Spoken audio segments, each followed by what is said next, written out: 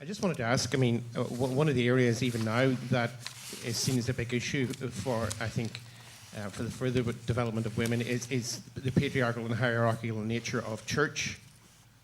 And I just wondered whether any of the critique that was going on by the women you've mentioned involved, an analysis of the role of the church, in fact, whether Catholic hierarchy or Protestant hierarchy at the time. I mean, you touched a little bit on the fact that some of the smaller suffrage groups had perhaps a Catholic affiliation or a Protestant affiliation, but any thoughts about that?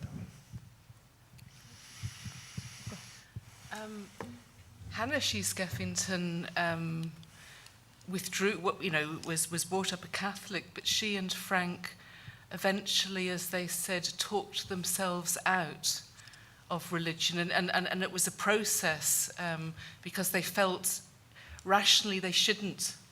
With all their kind of socialism, feminism, etc., it was an anomaly to still be members of the Catholic Church, but it was quite a painful process, and it led to them being rejected by the family. They didn't get their son baptised, which, a scandal in Dublin at the turn of the century. So they didn't have any dealings with the Catholic Church at all, and the Franchise League had women from different political and religious backgrounds, and so religion didn't come in, but that's my only reading of it. I think historically we've seen, but both the structures and the influence of Catholic and Protestant churches was very anti-female progress in any kind of way, really. So I think that's fairly clear. The church movement, to the best of my knowledge, was small. Many of these organisations were very small. Some of them had a broader popular base, but I understand there's only a dozen or so in the church movement. But one of the loveliest images I have is in Belfast Cathedral during that summer of 1914, when a group of women, very middle class, which you would have to be, I think, to put up a challenge to the hierarchy, all standing up in church, and saying, what about the women in prison, and all the rest of them marching out, But that's fairly unusual to take on the church.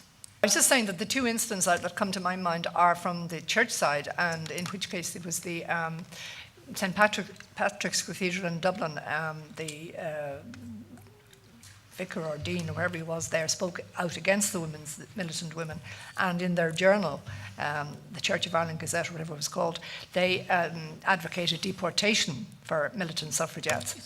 But as regards the Catholic Church, I mean, a lot of the women, like Hannah, as you say, they were free spirits and free minds.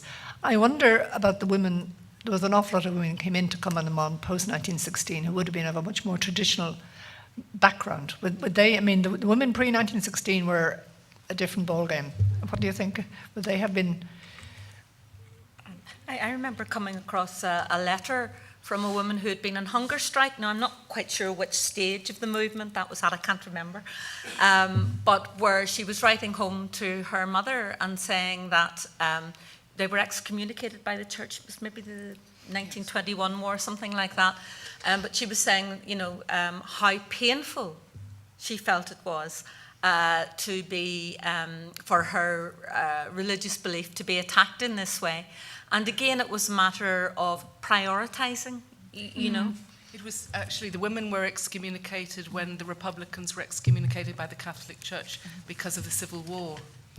And a lot of Common Amon women didn't ever go back to the church after that and felt very resentful. So it was a different set of circumstances than the suffrage challenge to the church.